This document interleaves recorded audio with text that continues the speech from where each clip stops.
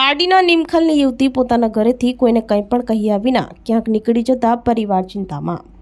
પારડીના નીમખલ ગામે યુવતી પોતાના ઘરેથી કોઈને કંઈ પણ કહ્યા વિના ક્યાંક નીકળી જતા પરિવાર ચિંતામાં મુકાઈ ગયા હતા।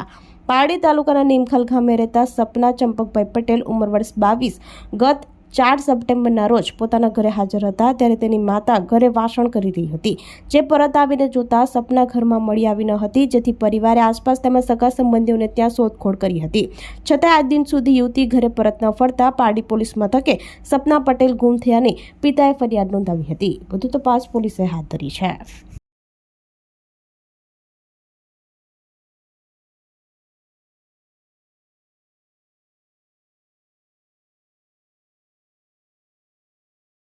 આપણી સંકલ્પ ન્યૂઝ ચેનલને સબસ્ક્રાઇબ અને લાઇક કરો, બેલ આઇકન દબાવો જેથી આવનાર ન્યૂઝ અપડેટ્સની નોટિફિકેશન આપના મોબાઈલ પર સૌથી પહેલા પહોંચે।